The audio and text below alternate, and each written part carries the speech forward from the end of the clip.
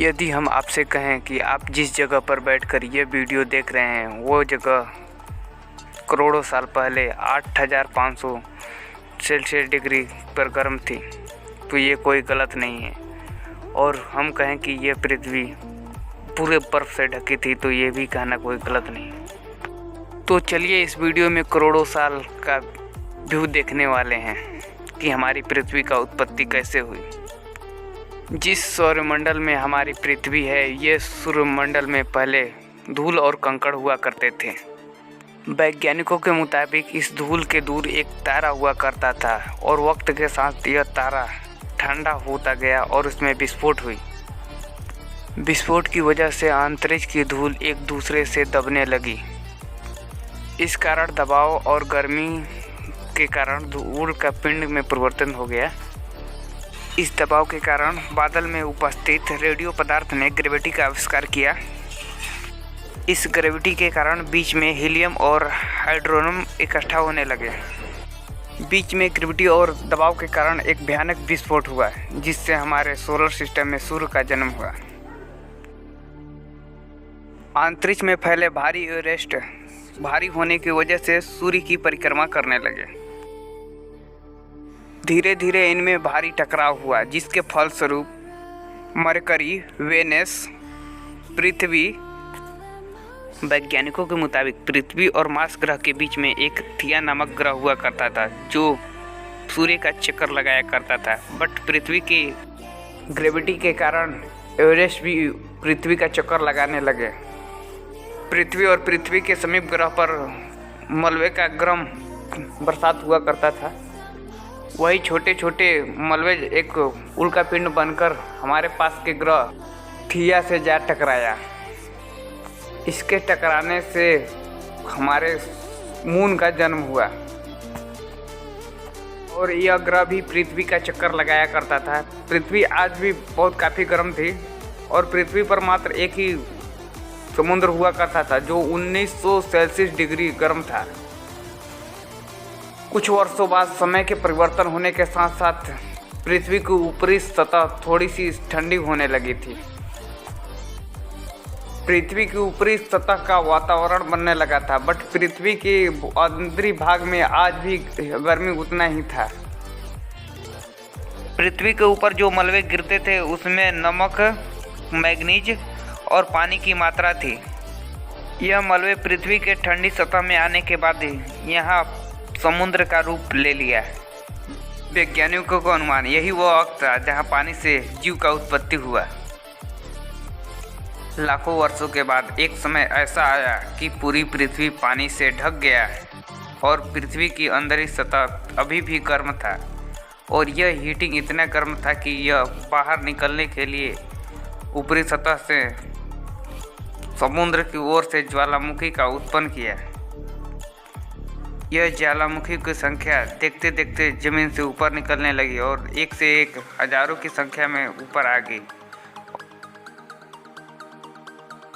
यह ज्वालामुखी निरंतर निकलती रही और इसके निकलने हुए मलबे से एक धरती का निर्माण होना चालू हो गया।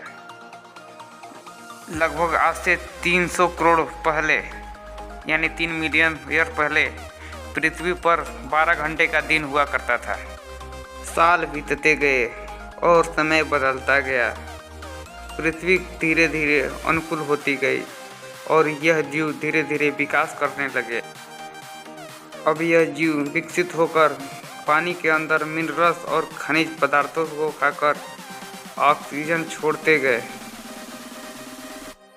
इस समय पृथ्वी के ऊपर ज्वालामुखी का निकलना बंद हो गया था लगभग, और इन जीवों की वजह से पृथ्वी के ऊपर ऑक्सीजन बढ़ता गया, जिसके वजह से वातावरण अनुकूल होता गया। वातावरण बनने से वायुमंडल की उपस्थिति बनना शुरू हो गई और आने वाले हजारों सालों में ऑक्सीजन की मात्रा बढ़ती रही। वातावरण बनने के कारण यह सूक्ष्मजीव पूरे पृथ्वी पर फैल गए, लेकिन कुछ समय ऐसा आया कि पृथ्वी पर ऑक्सीजन की मात्रा अधिक होने के कारण इन जीवों का विनाश होना शुरू हो गया और अब पृथ्वी ठंडा होने के साथ साथ ऑक्सीजन से भी पूरी तरह से भर गया था। आयरन और ऑक्सीजन पानी में मिलकर रिएक्ट करने पर पृथ्वी को आज के मार्स ग्रह की तरह लाल कर दी थी।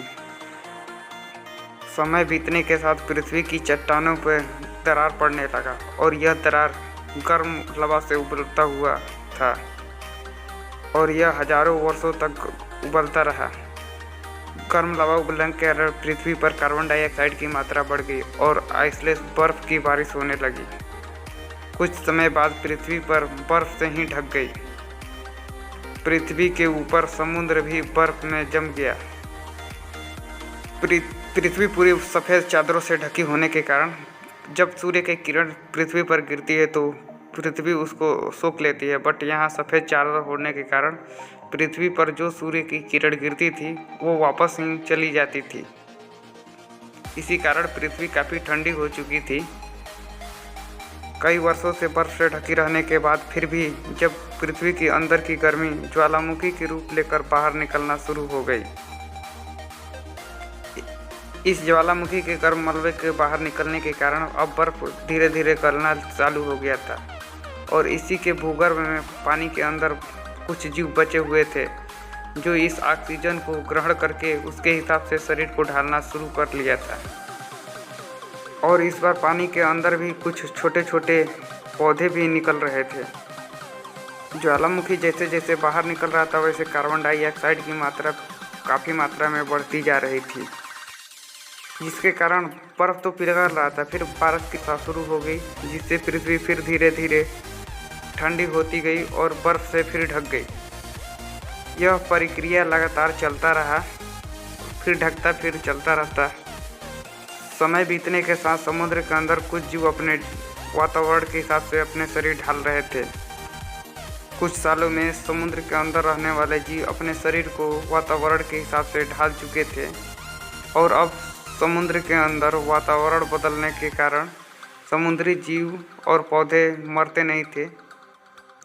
जब फिर से ज्वालामुखी इन को पिघलाना बर्फ को चालू किया तो यह समुद्र के अंदर के वृक्ष जल्दी से वातावरण में फैल गए और अपना विकास तेज़ी से कर लिया।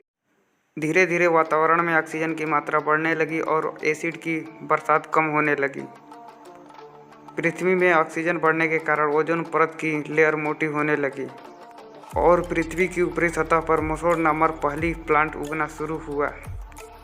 और समय के साथ पृथ्वी की ऊपरी सतह पर थल पे नए नए प्रकार के पेड़ पौधा उगना शुरू हुआ और एक समय ऐसा आया जब पेड़ों की लंबाई 70 फीट तक हो गई, यानी आज के 7 मंजिल 8 मंजिल के बराबर उगना चालू हो गए। अब यह वो वक्त था जब समुद्री जानवर अब पानी के बाहर निकल रहे थे और ज़मीनी जानवरों में परिवर्तित हो रहे थे। धरती की ज़्यादातर ज़मीन एक जगह पर इकट्ठा हो सकी थी, जिसे हम आज पेंजिया महाद्वीप के नाम से जानते थे। पृथ्वी का वातावरण अब लगभग अनुकूल हो चुका था। अब इस समय 21 से 23 घंटे का दिन और रात हुआ करता था और अब ज़मीन पर जानवर चलने लगे थे और उनके वातावरण के हिसाब से उनका शरीर भी परिवर्तन हो रहा था। यह जीव डायनासोर थे। इनका शरीर जो पेड़ पौधे खाते थे वो लंबे होते थे और जो मांस खाया करते थे उनका शरीर छोटा हुआ करता था। मांस खाने वाले जानवर ज़्यादा धीरे धीरे तेज होते चले गए। पृथ्वी की ज़मीन एक जगह इकट्ठे होने के कारण ज़्यादातर ज़मीन रेगिस्तान और बंजर हो चुकी थी। ज़्यादातर जंगल समुद्र के किनारे हुआ करते थे जहाँ डायनासोर हुआ करते थे। आज से लगभग 20 करोड़ साल पहले पेंजिया महाद्वीप टूटना शुरू हो गया और यह 2 भागों में बंटना चालू हो गया, जिसके कारण पानी के बीच के संपर्क में आने से हरियाली अधिक बढ़ती गई और डायनासोर का विकास तेज़ी से होने लगा और डायनासोर बहुत काफ़ी विशाल होने लगे। डायनासोर का राज इतना बढ़ गया था कि जल से लेकर थल वायु तीनों में राज करते थे। 20 से 30 करोड़ साल पहले डायनासोर जल से थल वायु तीनों में राज किया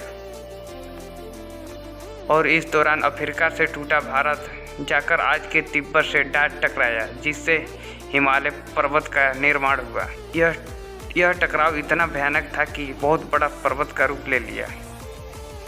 आज से लगभग 650 करोड़ पहले एक बहुत बड़ा उल्का पिंड लगभग 4.5 लाख करोड़ केजी का पिंड पृथ्वी को 80,000 किमी प्रति घंटा की रफ्तार से आ रहा था और पृथ्वी के संपर्क में आने से उसमें आग लगी और पृथ्वी से जा टकराया। टकराव इतना भयानक था कि पृथ्वी के ऊपर आज के 10 करोड़ परमाणु बम के बराबर थी। जहाँ पर विस्फोट हुआ वहाँ के जीव और पेड़ पौधे तुरंत भाप भरकर उड़ गए और पृथ्वी की चारों ओर धूल का बरसात होने लगा। चारों ओर अंधकार फैल गया, पूरी पृथ्वी नर्क सा बन गई थी। चारों ओर गर्म लावे की बरसात होने लगी, पूरे जीव और पेड़ पौधे पूरी तरह से नष्ट हो गए थे। पृथ्वी पूरी धूल और कंकड़ से भर गई थी। डायनासोर के दिखने और न भोजन न करने के कारण इनका जाति पूरी तरह से विलुप्त हो गई और इस समय हमारे पूर्वज जमीन के अंदर थे जो बच गए। पृथ्वी का वातावरण पूरी तरह से काला हो गया था, जिसके वजह से धूप भी पृथ्वी तक पूरी तरह से नहीं पहुंच पा रही थी और काफ़ी जीव विलुप्त हो चुके थे। इस कारण पृथ्वी पर फिर से आइलेस बर्फ़ की वर्षा शुरू हो गई और पृथ्वी धीरे धीरे बर्फ़ से ढक गई। लेकिन इस बार पृथ्वी ज़्यादा दिनों तक ढकी नहीं रह पाई। 70 से 80 हज़ार वर्ष बाद फिर से पृथ्वी का बर्फ़ पिघलना शुरू हुआ और इस बार अफ्रीका के जंगलों में घने जंगल उत्पन्न हो गए और इसी जंगल में जीवों का विकास हो रहा था। समय बदलता गया और जीवों का विकास होता गया। धीरे धीरे कुछ समय बाद अफ्रीका के जंगलों में सूखा पड़ने लगी और यह हमारे पूर्वज अब कुछ बंदरों के भांति दिखने लगे थे और दिन बदलते बदलते ये भोजन के तलाश में आगे की तरफ बढ़ते गए और कुछ दिनों बाद यह बंदर की भांति से आदमी की तरह चलना सीख लिया। यही हमारे पूर्वज थे जो भूख बढ़ने के कारण इन्होंने शिकार करना भी सीख लिया। ये बंदर धीरे धीरे बानरों के रूप में परिवर्तन हो गए और इनके भूख बढ़ता गया, जिससे ये खाने की तलाश करते करते भिन्न भिन्न क्षेत्रों में घूमने चालू कर दिए और जिस क्षेत्रों में गए उस हिसाब से इनका शरीर का रंग बदलता गया और यह शिकार करने लगे और हम इन्हीं से धीरे धीरे इंसान के रूप में विकसित हो गए। हमने धर्म के साथ साथ भाषा, धर्म, ज्ञान और संस्कृत का भी उत्पत्ति किया और नई नई टेक्नोलॉजी का भी आविष्कार किया और हम आज विकसित प्रजाति बन चुके हैं। पृथ्वी को बनने में 450 करोड़ का समय लगा और हमें ज़मीन पर रहने वाले छोटे जानवर से इंसान बनने में लाखों समय का लगा और हम मानव में परिवर्तन हो गए और हमने जितना पृथ्वी को गंदा और बर्बाद किया है उतना और किसी जाति ने नहीं किया होगा। हम फिर से पृथ्वी को गर्म कर रहे हैं और कार्बन डाइऑक्साइड की मात्रा धीरे धीरे बढ़ा रहे हैं और अब हमारी पृथ्वी आगे कैसी होगी इसका कोई अंदाज़ा भी नहीं है। तो चलिए बस आज के लिए इतना ही, फिर मिलते हैं किसी अन्य वीडियो में। तब तक के लिए जय हिंद, वंदे मातरम।